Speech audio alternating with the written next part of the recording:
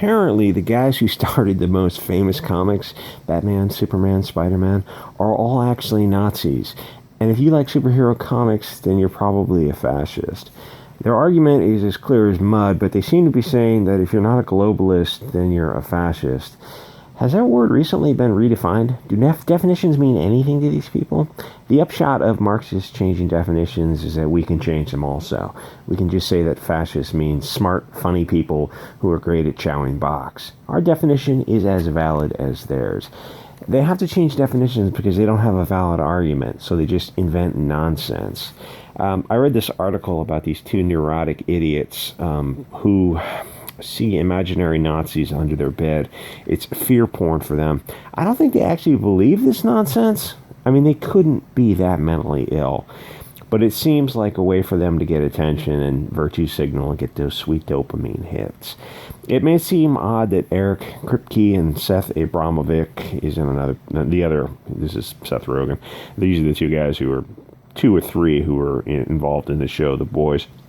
I think superheroes created by Stan Lee, Kirby, Siegel, Chester were fascist models. But like I said, they're mentally ill, and I don't mean that hyperbolically. I guarantee you that these guys are all on therapy or in therapy or on medication, or they very much need to be. So the Boys showrunner claims the myth of superheroes have undeniable fascist underpinnings. You people even hear yourself? Eric Kripke recently discussed conclusion of the second season of the Amazon show, claiming the myths, blah, blah, blah. He spoke with the Hollywood reporter, Seth Abramovic, who asked him if any of the boys come from personal experience. What does Homelander lie on the spectrum of white nationalism? They have redefined words so often and so carefully. So if you're an English person who lives in America and you're a nationalist, that doesn't make you a Nazi. If you're a nationalist in America, it doesn't matter your skin tone or your ethnic origin. That's a good thing. They're trying to define this word as a negative. It's not. Nationalism is a very good thing. You want to be the country runs better under nationalism. Globalism is evil. And there's another article, these two idiots. I think it was one where they're arguing they wanted to have full adult scenes in The Boys, full pornography. And he mentioned something about they were so outraged when the Guatemalans were being trucked across Mexico into Europe, and the Americans wouldn't let them in. So when I say they're globalists, I don't mean that, just as a hot word. I mean, they literally want open borders for America. That doesn't make you fascist. Nationalist, yes, nationalism's a good thing. Oh, what's this? The Boys showrunner Eric claims that white dudes standing next to you are the most dangerous people. Sir, may I refer you to FBI Table 43? That is a false statement. Okay, showrunners spawn a few things. They're often created by young Jewish writers Stan Lee, Leibowitz, and Kirby, and Chester and Siegel. Yeah, it doesn't really fly as cleanly today because there's these undeniable fascist underpinnings. So these Jewish guys are saying that these Jewish guys are actually fascists. This is just 1984 and they say 2 + 2 = 5, otherwise we'll put the rat in your mouth. Otherwise you go off to room 101 for re-education. You're crazy people. You need help. They're there to protect white patriotic America. Well, white patriotic America is awesome America. White people are awesome. That's what they were designed to do. That's what they do. They're protecting the status quo. Good. Status quo is good. High trust, high IQ nation. That's a good thing. Living in a small little town where you're able to leave your doors unlocked, that's awesome. Where you're able to leave your kids with your neighbor, have street parties where you have these traveling parties, you go from house to house. It's fucking awesome, dude. Kripke continued, when the status quo is problematic, suddenly they become adversarial, not your hero. Status quo is problematic. I bet you live in a gated community with security. And I think it was written by a lot of people at the time who were trying their level best to fit in and vanish within white American society. Listen, there is no white American society. There's Irish, Italian, Spanish, Greek, Portuguese, Russian, Swedish. You get what I'm saying? Most people don't identify as white. They identify as their ethnicity. It's like Irish don't call themselves white. The Polish guys don't call themselves white. They call themselves Polish. The Russians call themselves Russian. The Germans are German.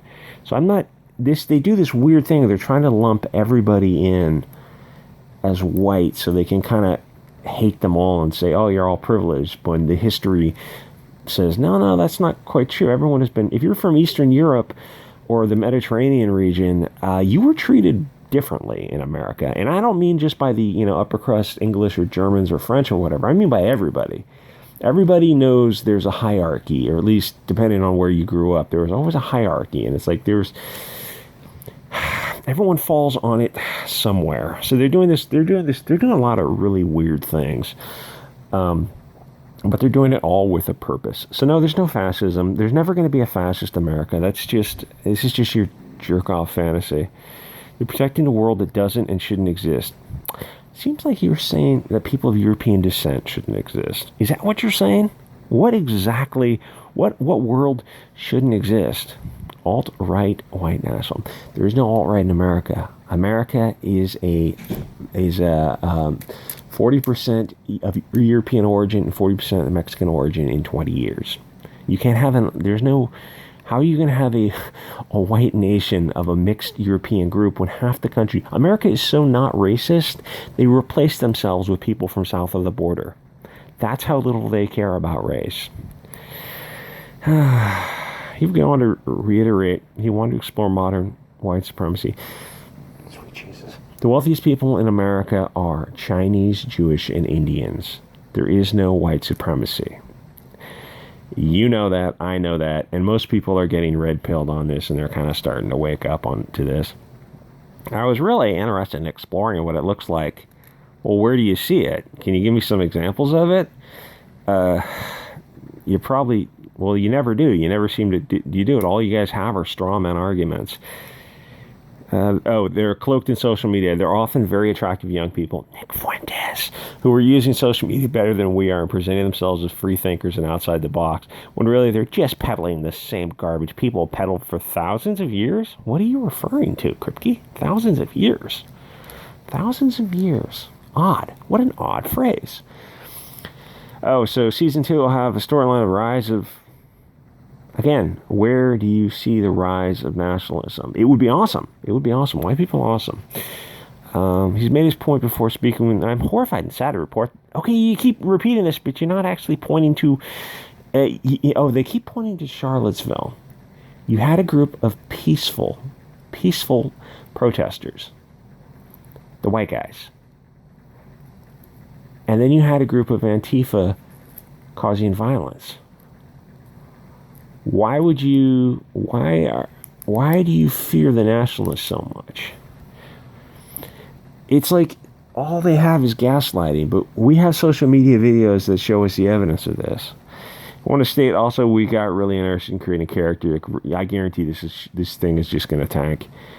I saw one little clip where this girl, who could lose 10 pounds. They had some clip with her and the other dude.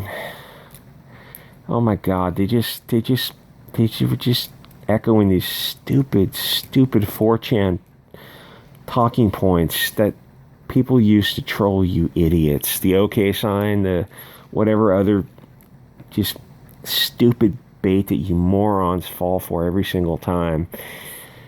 I saw that clip and I just had I know cringe is overused. I had a full body cringe to hear her talk about, I'll say, migration and demographic change.